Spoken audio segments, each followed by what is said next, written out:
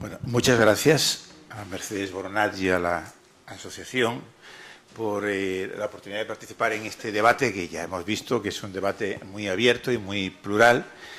Yo no espero que nadie me aplauda, pero me parece razonable que un público muestre pues, señales de aprobación o de desaprobación frente a lo que se está diciendo.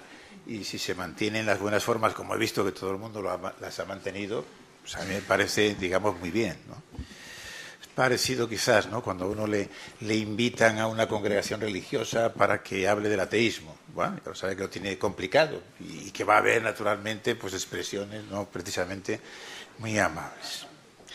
Bueno, yo he defendido desde hace mucho tiempo lo errado de la regulación española en materia de maternidad subrogada, porque fui miembro durante mucho tiempo de la Comisión Nacional de Reproducción Humana Asistida. Y básicamente yo he venido defendiendo 3 puntos al respecto. O sea, yo creo que está equivocada la regulación española. Y, en primer lugar, en contra de lo que se ha dicho durante mucho tiempo, me parece que ahora han cambiado, por lo menos las expresiones. La maternidad subrogada no está prohibida, en sentido estricto, no está prohibida, sino que se establece el artículo que todo el mundo conocemos de la ley, que es nula de pleno derecho. Y esta es una diferencia muy importante, no solamente es una sutileza, digamos, de teóricos del derecho, la diferencia entre la ilicitud y la nulidad. Y es muy distinto porque algo puede ser causa de nulidad sin implicar un comportamiento ilícito. Y tiene una implicación práctica muy importante, y es que no se puede aplicar, como ha aplicado diversos tribunales, incluido el Tribunal Supremo, en la famosa sentencia esta del 14, que yo creo que es una sentencia completamente equivocada, la mayoría equivocada, conceptualmente y desde el punto de vista moral, desde casi todos los puntos de vista. Me parece que es equivocado. Quizás en un público de jueces no está mal recordar, ¿verdad?, que una cosa son las decisiones últimas, y por supuesto la del Supremo es una decisión última, pero eso no quiere decir una decisión correcta. Esta fue última, pero fue equivocada. No era lo que el derecho español hubiese permitido e incluso, diríamos, hubiese obligado a los jueces a determinar. ¿Por qué? Porque no tuvieron en cuenta esa distinción. Y si hubiesen tratado de ver cómo había que entender el artículo, utilizando los criterios del preámbulo de la ley, que hace referencia a las opiniones de la Comisión Nacional de Reproducción Humana Asistida, hubiese visto que en la discusión de la Comisión se dijo, o sea, se manifestó que estaba bien que se regulase de esa manera, pero no por considerarlo ilícito, sino porque se pensaba que iba a dar lugar a muchos problemas y que entonces era preferible que no tuviésemos en España esa institución. Yo, por cierto, estuve en contra de esa opinión, pero digo, nunca la Comisión dijo esto. Claro, entonces, si no es ilícito, quiere decir que no se puede aplicar la cláusula de orden público, como hicieron los tribunales, para denegar la inscripción en el registro. Bueno, como digo, puede ser una cuestión así muy técnica, pero tiene su importancia. En segundo lugar, que esto ya es una cuestión más de fondo, la institución no atenta contra la dignidad. Bueno, esto va en contra de lo que algunos movimientos feministas sostienen, porque el feminismo está muy dividido en esta materia. A veces se dice el feminismo liberal frente al feminismo radical. Yo la verdad es que preferiría hablar, y espero que nadie se ofenda por ello, de feminismo de brocha gorda y feminismo de pincel más fino y más cuidadoso. Yo creo que cuando se sostiene que la maternidad subrogada va en contra de la dignidad, sinceramente creo que no se sabe lo que se está diciendo. Aunque haya algunas filósofas de la moral españolas muy relevantes, estoy pensando ahora, por ejemplo, en Victoria Camps o en Amelia Valcárcel, la cual esta última creo que ha tenido mucha influencia en cómo está propuesta la cosa dentro del PSOE, ¿no? En un congreso último defendió en que efectivamente eso atentaba contra la dignidad. No es así. Bueno, la Iglesia Católica sí considera que va en contra de la dignidad, como digo, algunos grupos feministas también, pero me parece que es una forma equivocada de verlo. La dignidad, y me parece que también hay un acuerdo bastante amplio, de que el concepto de dignidad que emplea la Constitución española y que empleamos, aunque quizás no seamos de todo conscientes cuando manejamos ese concepto, es la noción kantiana de dignidad. Es la segunda formulación del imperativo categórico. Lo que dice Kant, y no es, por cierto, la idea católica de la dignidad. La idea católica de dignidad no tiene absolutamente nada que ver. La Iglesia se ha apuntado ahora a lo de la dignidad, ya ha hablado, recuerdan de lo de el bebé medicamento, como iba en contra de dignidad y cosas por el estilo. El concepto de dignidad es kantiano y antes, si se quiere, el famoso escrito renacentista de Pico de la Mirándola. En la noción de dignidad, para la Iglesia, se refería a otra cosa, se refería al estatus personal, digamos, de las dignidades. Nuestro concepto tiene que ser el kantiano. Dignidad quiere decir que un ser racional, porque Kant hablaba de los seres racionales, en ese sentido no excluía, que además de los que formamos parte de la especie Homo sapiens, otras posibles entidades también pudiesen gozar de dignidad, y esto es importante, de cara, digamos, hablamos, por ejemplo, de dignidad sobre los animales o ciertos tipos de animales, etcétera. En fin, lo que decía es la prohibición de tratarlo solamente como un instrumento. Solo el adverbio este es fundamental. Y hay mucha gente en que no ha reparado. Si pensáramos que tratar de manera indigna a alguien implica únicamente utilizarlo, pues entonces probablemente podríamos quejarnos nosotros dos de que si les estamos tratando de informar sobre algo, que nos están instrumentalizando y que están atentando contra nuestra dignidad, lo cual es un completo disparate. Y por lo tanto, entonces, dignidad tiene que significar esto, que se le trate solo como un medio y por lo tanto no se le reconozca como un fin en sí mismo. Son las famosas expresiones que utilizaba Kant. Si tomamos ese concepto entonces en cuenta, yo creo que no hay ninguna razón para pensar que la maternidad subrogada implique necesariamente tratar a una mujer, que sería la mujer gestante. Hay quien se lanza y también se atentaría a la dignidad del niño nacido, quizá de los padres o de las madres comitentes. Es decir, no, necesariamente no es así. Puede ser así, naturalmente que puede ser así, pero en todos los contratos ocurre lo mismo. Y los contratos laborales en España, como todos sabemos, y alguien creo que había recordado antes, pues con mucha frecuencia atentan naturalmente contra la dignidad, porque se les trata únicamente como instrumentos, pero no pensamos que tengamos que prohibir la institución del contrato de trabajo. Con lo cual, naturalmente, que hay riesgos. Pero una cosa es que exista el riesgo, otra cosa es que necesariamente implique trato indigno. Y esto, sencillamente, en mi opinión, es un puro error y que conviene, diríamos, descartar. Y el tercero de los puntos que yo he tratado de defender siempre, y esto puede resultar todavía, diríamos, en fin, más polémico. Yo creo que no hay ninguna razón para exigir que la maternidad subrogada, como en general incluso, fíjense lo que les digo, los trasplantes de órganos, no hay ninguna razón para pensar que tengan que ser absolutamente gratuitos. Esta es una de esas ideas que se nos ha colado y forma parte de este buen pensar de que la gente tenga buena conciencia. No se sabe por qué, porque yo creo que son prejuicios. Lo que aquí se trata de defender en la maternidad subrogada, lo que hay que defender, como hay que defenderlo también en los trasplantes de órganos, etcétera, es que exista igualdad. Naturalmente hay que estar contra la posibilidad de que esas instituciones forman parte sin más del mercado, porque el mercado es desigualitario. Entonces tenemos que estar contra la desigualdad. Pero eso no quiere decir necesariamente estar en contra de que exista una compensación económica que efectivamente vaya más allá de los gastos simplemente médicos. No hay nada malo en eso. No hay por qué considerar que un comportamiento que no sea supererogatorio, que es la palabreja esta que los filósofos emplean para referirse al comportamiento que va más allá de lo estrictamente debido, ¿verdad? El de los santos o los héroes, es comportamiento supererogatorio. No hay por qué exigir que alguien tenga ese comportamiento y si no, pensar que está realizando alguna acción inmoral. Naturalmente yo creo que es posible que haya madres como la señora gallega que hablaba, digo gallega, porque cuando dijo de cogerla en el colo, ¿Es verdad? Sería gallega. Pues a ver, yo creo que claro que la hay. Personas altruistas que estén dispuestas a ser madres gestantes.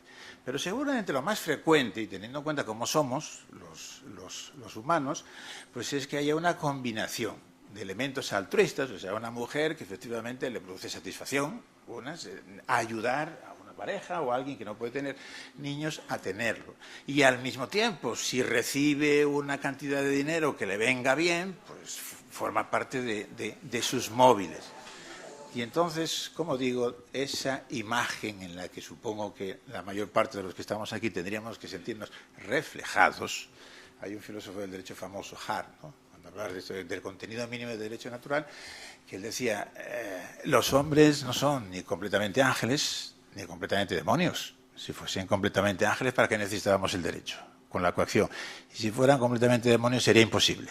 Es decir, ni con normas jurídicas íbamos a conseguir, ¿verdad?, algún orden social. Bueno, estos son entonces los 3 puntos que yo he tratado de defender, y la consecuencia de defenderlos pues me lleva a oponerme a una especie de simplismo según el cual o hay que estar por razones ideológicas y casi existenciales, metafísicas, en contra de la maternidad subrogada, o uno se convierte en un neoliberal furibundo, defensor del mercado y cosas por el estilo. A veces la verdad está en el término medio, y me parece que este es uno de esos casos. Lo que hay que hacer es regularlo con cuidado y teniendo en cuenta cuáles son los objetivos que hay que asegurar, claro. Que el primero es, por supuesto, el bienestar del niño, esto nadie lo discute. En segundo lugar, yo creo, es garantizar la autonomía de la mujer. Y aprovecho para decir que, en mi opinión, dignidad no es lo mismo que autonomía, y que, por lo tanto, no basta con que una mujer, en fin, en este contexto una mujer, pero podría ser otro individuo, muestre su asentamiento a algo para decir, entonces no hay problema con una dignidad. Claro que puede haberlo. Son cosas distintas, la dignidad y la autonomía. Es un tema, digamos, complejo, pero como es una de las cuestiones que se suele distinguir, que se suele incluir en las discusiones, yo aclaro que para mí son cosas distintas. Y se puede atentar contra la dignidad de alguien, aunque ese alguien lo acepte, preste su consentimiento. Algo más. Kant ponía un ejemplo de lo que para él significaba un comportamiento contrario a la dignidad, porque él decía, la dignidad de otros o a la dignidad propia. Y entonces decía, el que trata de perseguir los placeres, el que corre detrás de los placeres, una cosa así, decía, en lugar de ocuparse por desarrollar sus capacidades humanas, se iría en contra de la segunda formulación del imperativo categórico y por tanto de la dignidad. Bueno, para el segundo de los objetivos a conseguir, entonces, es la protección, digamos, de la mujer y, naturalmente, asegurar que efectivamente intervenga de manera autónoma, plenamente autónoma. Y, en tercer lugar, proteger el deseo que tienen ciertas gentes de ser padre. El deseo no equivale, naturalmente, a un derecho. Yo no creo, por cierto, que exista un derecho a la paternidad. Pero tampoco existe un derecho a las relaciones sexuales, naturalmente, pero sin embargo consideramos que si la otra parte está de acuerdo, pues que 2 personas tengan relaciones sexuales. Bueno, es algo parecido, me parece que es muy importante y que contribuye también a quitar hojarasca ideológica. Esto no es un derecho, pero es un deseo y, naturalmente, ahí sí que hay una especie de derecho general de libertad, según el cual a un deseo de la gente solamente puede estar prohibido por el ordenamiento jurídico si hay una buena razón para ello. Si no, pues naturalmente el legislador haría bien en procurar que la gente pueda satisfacer deseos, insisto, que como sabemos, pues en el caso de algunas personas son muy fuertes. La regulación más concreta que yo conozco es la proposición de ley de 8 de septiembre de 2017 que presentó el Grupo Parlamentario Ciudadano. Yo la he leído con atención desde el punto de vista técnico, de técnica legislativa, y desde el punto de vista de tratar de llegar a un juicio de fondo. Desde el punto de vista de técnica legislativa me parece un desastre, por no decir casi una vergüenza. Es decir, ¿en qué país estamos en donde efectivamente un grupo parlamentario no tiene asesores casi diría que por lo menos se hayan leído, ¿verdad?, lo que presentan, y luego se publica en el boletín oficial del Congreso de los Diputados. Recuerda un poco a estos estudiantes que te presentan un trabajo y te das cuenta que ni siquiera él lo ha leído, ¿no? Esto no puede ser. Desde el punto de vista técnico es un completo desastre. Desde el punto de vista de fondo, pues yo diría que es discutible. Algunas cosas son aceptables y otras no. Y en términos generales no sería la propuesta de ley que yo defendería. Voy a decir algunas cosas así rápidas sobre esto de lo de la técnica. No hay mal que por bien no venga, ¿verdad? Yo leyendo esto decía, para una clase de técnica y teoría de la legislación sería estupendo dárselo a los estudiantes, es decir, para poder aprobar hay que detectar al menos 10 errores graves, y a partir de 15 o de 20 pensemos en alguna buena calificación. Les digo algunos ejemplos de esto de mala técnica. Por cierto, aprovecho para decir que la maternidad por subrogación no es una técnica, claro que no es una técnica. Hará uso de las técnicas de reproducción humana asistida, pero no es una técnica, es una práctica que hace uso de técnicas. Es uno de los errores, por cierto, que se incluyen también, ¿verdad?, en la ley. Empezando por el título, derecho a la gestación por subrogación. Es una especie también de ideologización del asunto, insisto. No es un derecho, yo la llamaría, en términos más neutrales, una ley reguladora de la gestación por subrogación. Seguimos más adelante. Dejo fuera lo que son sencillamente anacolutos, o sea, errores gramaticales. Los derechos reproductivos que buscan proteger la libertad y la autonomía de las personas para darles capacidad reproductiva sin discriminación, no se ven plenamente garantizados en aquellas personas o parejas que o han agotado o son incompatibles con las técnicas de reproducción humana asistida. ¿Qué quiere decir eso? Que son incompatibles con las técnicas. No quiere decir nada, ¿no? Probablemente lo que significa es que antes tendrán que haber procurado utilizar otros métodos de reproducción. Pero bueno, incluso esto me parece que es discutible, porque alguien que quisiera, ¿no?, utilizarlo, por ejemplo, un hombre soltero, diríamos, ¿y por qué no? Yo no veo ninguna razón, tampoco para impedírselo, ¿no? Más adelante, la presente ley, todavía en el preámbulo, la presente ley tiene como finalidad regular el derecho, no, que no es el derecho, a la gestación por subrogación, entendiendo por tal, dice, el que les asiste a los progenitores subrogantes a gestar. No creo que haya un derecho a gestar, y además ellos no gestan, es la mujer gestante. Quiere decir que está muy atravesada por una ideología que, en fin, podrían habérsela ahorrado. Y por otra, para construir una familia y a las gestantes subrogadas el derecho a facilitar la prestación. Aquí se ven que se han encontrado, diríamos, una especie de trampa, claro, porque cuando hablamos de derecho fundamental, aquí hay una ambigüedad en la palabra. Si por derecho quiere decir permitidos, es una cosa, pero cuando hablamos de derecho fundamental estamos refiriéndonos a otra cosa distinta. A cuando articulamos, que por cierto puede ser permitido o no, los niños tienen derecho a ir a la escuela y no les está permitido, sino de que tienen que ir. Es obligatorio. O sea, hay derechos, ¿verdad?, de ejercicio obligatorio. La idea fundamental es que haya un valor de una gran entidad. Es decir, y que se cumplan por los requisitos que se suelen establecer para saber cuándo tenemos un derecho fundamental, ¿verdad? Que, por ejemplo, es la universalidad. Esto no se puede, naturalmente, universalizar. Y tendría que haber un deber de alguien, pero es absurdo. Es decir, ninguna mujer tendrá el deber de convertirse en madre gestante para que el otro pueda tener un niño. O sea que esto es una terminología que no conduce, yo creo, más que a la confusión, ¿no? Y por aquí, voy a decir poco, pero por dar un poco una idea, ¿no? El artículo 1, el objeto, gestar por la intermediación de otra para construir una familia y a las gestantes subrogadas a facilitar la gestación. Y luego, de la más intensa solidaridad. Bueno, no tiene por qué ser la más intensa solidaridad.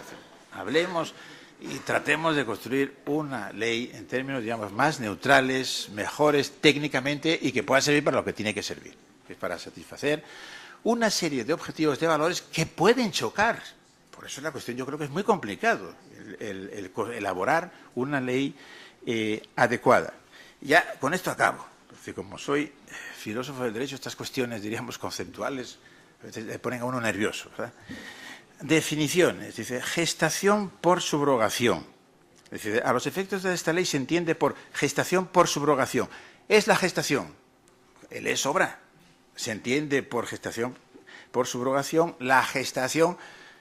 Luego en otras definiciones lo dicen así. Como digo, es que parece como que nadie se hubiese puesto a repasar, ¿verdad? Lo que ahí habían escrito. En la definición de gestación por subrogación, en la gestación que lleva a cabo una mujer, acepta. Pero en la definición de mujer gestante por subrogación es la mujer que consiente y acepta. A ver, es lo mismo, acepta, consiente, ¿hay alguna diferencia? Si no hay ninguna diferencia, quita el consiente y utiliza la misma palabra. Consiente y acepta, dice, mediante un contrato de gestación por subrogación, someterse a técnicas de reproducción asistida con el fin de dar a luz al hijo o hijos del progenitor o progenitores subrogantes, sin que en ningún momento se establezca vínculo de filiación.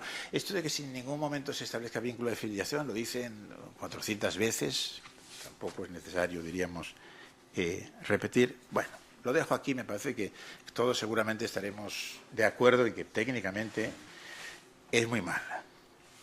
De fondo, cuestiones de fondo. Bueno, diría, creo que hay una cierta coherencia en las cuestiones de fondo que pretende la ley. Como digo, yo no estoy completamente de acuerdo en alguna cosa sí, en otras no. Pero más o menos, yo diría, los puntos fundamentales serían estos. Primero, que la madre gestante no debe aportar material genético. También, para que, digamos, no haya vínculos, o en la medida de lo posible, no haya vínculos. No debe aportar material genético, insiste. Y no pueden tampoco la gestante no puede tener lazos de consanguineidad, se dice, pues de familiares. Como digo, todo va un poco, es coherente, va con la idea de que luego, que sería el segundo punto, la mujer gestante puede decidir hasta el momento en que se implanta el embrión, puede decidir echarse atrás, pero a partir de ese momento ya no. Es decir, ya la filiación es una cuestión de aquí de los que llaman también padres gestantes, que es otra palabra, digamos, mal empleada, llamémoslo comitentes y más, porque parece como que son más padres, es lo que pretenden hacernos pensar, ¿no? Que son como más padres que la madre o algo así. Llamémoslo comitente y estaría mejor. Bueno, entonces, la mujer tiene la capacidad de decidir hasta ese momento y luego, tampoco lo dice muy claramente, en fin, se colige, que puede también decidir no llevar adelante el embarazo, pues, de acuerdo con las causas establecidas legalmente para la interrupción del embarazo, ¿no? Cuando aparece la definición, los que llaman padres subrogantes, los dos tienen que aportar material genético. Pero luego, por ahí en un artículo, el 15, el 16 o algo así, resulta que no todos. O sea, que si es una pareja, lo que exige la ley es que haya material genético de una de los miembros de la pareja, pero no de los dos, ¿no? Bien. Eso de que sea incompatible o haya agotado, primero hay que escribirlo en castellano que se pueda entender lo que quieren decir con esto. Bueno, la idea es que efectivamente tiene que ser un procedimiento más bien excepcional, esto parece que es razonable, pero como digo, hay que articularlo bien, ¿no? Que sea un supuesto de infertilidad, etcétera.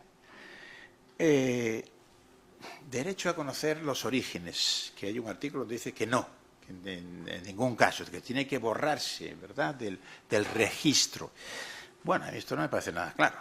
Digo, antes se hablaba del derecho del niño a conocer, claro, a conocer con todos los detalles. Yo creo que aquí hay que articular también diversos intereses o deseos de las personas.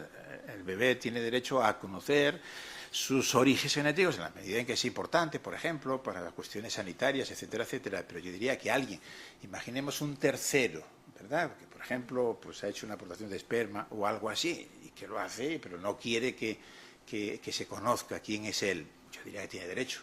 Pero lo que son rasgos que puedan tener que ver con la curación de una posible enfermedad futura, pues yo diría que ahí sí podría, ¿no? Bueno, y gratuidad. es una cosa, insisten también mucho, de que tiene que ser gratuito, incluso establecen multas que pueden ser hasta 1 millón de euros, ¿verdad?, si se incumple, entre otras cosas, este requisito. Bien, lo que yo creo que sería, en mi propuesta, los puntos que creo que son más conflictivos y tal y como yo veo las cosas. En primer lugar, no veo ninguna razón para impedir que la mujer gestante pueda tener vínculos familiares con la pareja de comitentes o con el comitente. Incluso diría que esto hasta choca también con esas pretensiones de la proposición de ley de que tiene que ser completamente basado en la solidaridad, etcétera, etcétera. Lógicamente es más fácil que se produzcan estos lazos de solidaridad pues cuando haya efectos familiares o cosas por el estilo, ¿no? ¿Puede dar lugar a algún conflicto? Pues sí, naturalmente. Y cuando uno se pone a legislar sobre esto, lo primero que tiene que tener en cuenta es una cuestión muy complicada y que de lo que se trata es de minimizar los posibles conflictos. Pero todo tomado, a mí me parece que no hay ninguna razón para dejarlo fuera. Incluso muchas veces las feministas más contrarias a la maternidad subrogada suelen decir, bueno, pero puede haber algún caso, ¿verdad, Mar? Algún caso extraordinario, por ejemplo, de la hermana o algo así, que está dispuesto a hacerlo, a llevar a cabo ese proceso. Bueno, ¿por qué lo vamos a dejar fuera? No veo ninguna razón para dejarlo fuera. En segundo lugar, respecto a quienes puedan ser los comitentes, pues, efectivamente pueden ser parejas, muchas veces van a ser parejas homosexuales, que... Fíjense, aquí hay una cosa bien curiosa, se parece, no es exactamente maternidad subrogada. Yo en la comisión siempre les decía así irónicamente que yo estaba con las potencias, digamos, occidentales frente a las del eje en la guerra mundial. O sea, en las del eje, las potencias fascistas, ¿no?, Alemania e Italia, que son quienes tienen sobre esto la legislación, diríamos, más restrictiva. Y los aliados, caso, digamos, el Reino Unido, digamos, son los más abiertos, los que tienen una legislación liberal junto con la española, que como todos sabemos es de las más liberales y por eso efectivamente tenemos muchas clínicas de reproducción asistida y mujeres europeas y de otros lugares que vienen aquí, etcétera, etcétera, ¿no? Bueno, entonces esto lo que quería decirles es que sí, quería decir lo siguiente. La última cuestión conflictiva que hubo cuando yo era miembro de la Comisión de Reproducción Humana Asistida era varias parejas de lesbianas que querían llevar adelante un embarazo con material genético de una, el óvulo fecundado de una, naturalmente con el semen de un tercero, y la otra mujer de la pareja quería llevar adelante el embarazo, porque decía así, de alguna manera, digamos, el niño, el bebé, pues tiene algo de las dos. Yo fui el único de la comisión que me pareció que no había ninguna razón para prohibirla. Bueno, pues es decir, eso son... Creo que lo mismo pasa con lo de maternidad subrogada. Es decir, también personas solteras, mujeres, yo diría, y hombres solteros, y ¿por qué no? Pues no veo tampoco ninguna razón. Sí debe haber un control estatal para ver efectivamente quiénes son los padres comitentes y que den garantías pues, que van a ser buenos padres. Eso es lo fundamental y que, por tanto, digamos, el niño va a nacer en buenas condiciones, ¿no? Poder de decisión. Esto me parece que es una cosa muy complicada. Y yo he pensado bastante y yo creo que deberíamos regularlo de la siguiente manera. Bueno, la mujer, naturalmente, como dice la proposición de ley del Grupo de Ciudadanos, puede echarse atrás antes de la transferencia del embrión al útero. Pues obvio. Naturalmente que luego puede no, es ella la que toma las decisiones si desea o no proseguir con el embarazo de acuerdo con los criterios establecidos en la ley. Claro, aquí puede haber un caso complicado, ¿no? ¿Qué ocurre si, por ejemplo, se diese algunas de las causales de la interrupción del embarazo, por ejemplo, riesgo del que el niño nazca con malformaciones, etcétera, etcétera, pero la mujer gestante no quiere que se le provoque el aborto? Pues yo creo que es la mujer, naturalmente, esta gestante, la que tiene que decidir. Ahora, ahí sí que creo que deberían cambiar las relaciones de filiación. Entonces me parece que entonces los comitentes es algo así como que pasarían a ser... pasarían a ser... A mí la verdad es que no me parece muy gracioso, pero creo que pero es algo que puede ocurrir. Y me parece que en ese caso la pareja de comitentes pasarían a ser considerados algo así como donantes. Uno puede donar esperma y pues puede ser que luego efectivamente nazca un niño en tales condiciones o no, pero que él no tenga, digamos, esa relación, ¿verdad?, de filiación. Y me parece que eso habría que establecerlo también de esa manera. Y finalmente, aunque claro, la ley se esfuerza mucho por decir, la madre gestante no pone nada de material genético. Lo que sí los pone, digamos, es la pareja. Y eso yo creo que es coherente con que digan, y por lo tanto, una vez iniciado el procedimiento, ya la gestante no puede echarse atrás. Yo creo que se debe establecer, quizás podría ser, por ejemplo, una semana después del parto, para que la mujer gestante pueda decidir quedarse con el niño. Bueno, es decir, los comitentes asumen un riesgo, puede ser fuente de sufrimiento para ellos. Dirán, bien, pues, pero es así. Es decir, es una situación, como les digo, que es naturalmente conflictiva y todo tomado en cuenta, pues me parece que ese es un criterio, yo diría que razonable. Y finalmente lo de la gratuidad, que también tiene que ver con esto, es decir, cómo organizar la gratuidad o la no gratuidad, porque naturalmente no establecería la obligación de que los padres tengan que pagar, aparte, eso sí, los gastos que conlleven las intervenciones médicas y todo lo demás, ¿no? ¿Cuál tendría que ser la retribución? Pues esto le oí en una conferencia a Esther Farnós, que es una profesora de Derecho Civil de la Pompeu de Barcelona. No sé dónde tomaba ese criterio, pero me pareció que podía ser razonable, es decir, podía ser otro. Pero que la cantidad podría ser, por ejemplo, 3 veces el salario mínimo multiplicado por 12 meses, que da más o menos una cifra como de entre 20 y pico a 30.000 euros. Yo diría, bueno, pues puede ser una cosa razonable. Y como le diría a esta mujer, que por un lado piensa que contribuye a satisfacer el deseo de una pareja, de una persona individual, y que al mismo tiempo le va a venir bien. No veo que eso suponga ningún riesgo, siempre y cuando esté bien regulado y haya toda esa serie, diríamos, de exámenes para saber que efectivamente no se está aprovechando una situación de debilidad o algo así. Si, como se suele también regular, solamente 2 veces, como mucho 2 veces una mujer, ¿verdad?, puede llevar a cabo ese proceso, pues, en fin, parece que puede ser una cosa razonable. Y yo no sé si he sido del todo razonable con lo que he dicho. Por las caras que veo me parece que no les he parecido muy razonable, pero en todo caso he terminado. Así que muchas gracias.